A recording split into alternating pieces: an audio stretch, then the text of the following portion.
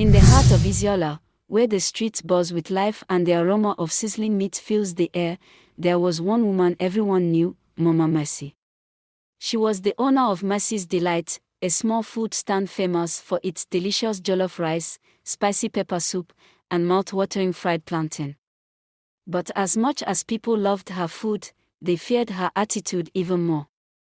Mama Mercy was a mountain of a woman, wide-hipped and heavy-bosomed, her wrapper tied so tight around her waist it looked like it was fighting for its life.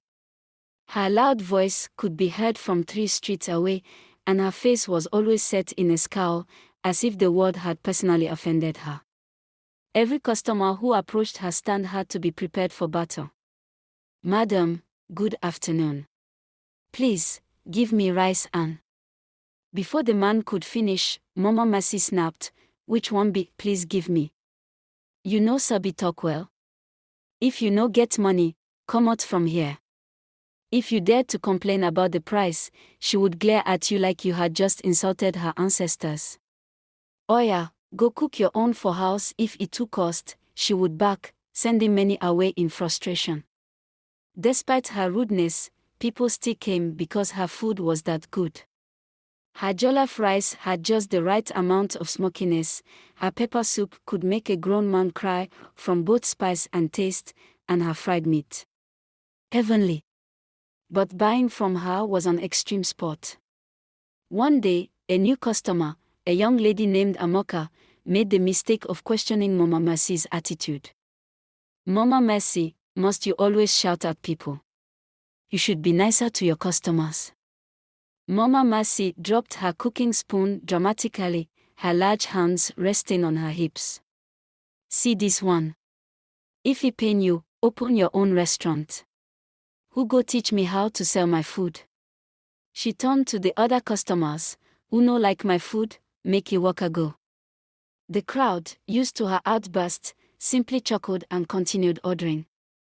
One fateful evening, a group of men sat at her stall, eating in silence. One of them, a quiet but observant man, watched Mama Mercy's rudeness and shook his head. When he finished his meal, he smiled and said, "Madam, your food is good, but your mouth is sharper than knife. You fit cut person with arm." Mama Mercy scoffed.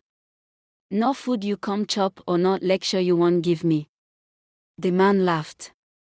"Nothing. Just saying. One day, someone will teach you a lesson." Mama Mercy waved him off, but from that day, things started to change. People began avoiding her store, choosing smaller food vendors who treated them kindly. Mama Mercy noticed but refused to admit she was the problem. Until one evening, when she sat alone, her pot full of unsold food. For the first time in years, she felt something new, loneliness. The next day, when a customer greeted her, she muttered something shocking, "Good afternoon." The man nearly dropped his money in surprise. Maybe, just maybe, Mama Mercy was learning her lesson. At first, Mama Mercy tried to act like nothing was wrong. She kept telling herself, "They will come back. Where else would they find food as sweet as mine?" But days turned into weeks, and her store remained emptier than usual. The small food vendors around her, the same ones she used to insult, were now attracting her former customers.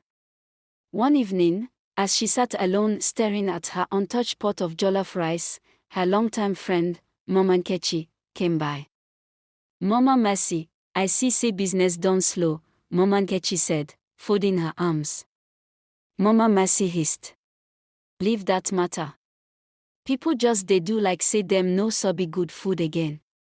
Mama Nkechi chuckled. "Now you know sabi say good food no be everything. Your mouth sharp pass your knife. People don't tire for your wahala." Mama Mercy wanted to argue, but deep down, she knew Mama Nkechi was right. That night, she couldn't sleep. She kept replaying all the times she had insulted her customers, chased people away, and acted like she was doing them a favor by selling food. The next morning, she did something that shocked the whole neighborhood. She arrived at her store early, arranged her ingredients neatly, and when her first customer approached, she smiled, an actual smile. "Good morning, my pikin. Wetin you go chop today?" The young man blinked, looking around as if he had entered the wrong place. "Mama Mercy, you dey alright?" She laughed. "I dey okay. I just want try something different." Gradually, the news spread. Mama Mercy had changed. Some people didn't believe it at first, but when they came and saw her greeting customers with warmth, they started coming back. Of course, she still had her sharp tongue, but now, it came with laughter instead of insult. When someone tried to argue about the price, she would joke, "If I reduce my ancestors go vex." Instead of chasing people away, she would tease them playfully. And just like that, Mercy's Delight became not just the best place for food but also the most entertaining spot in Eziala. Mama Mercy learned that respect and kindness were as important as good cooking. And from that day on, her food tasted even better because it came with a side of love.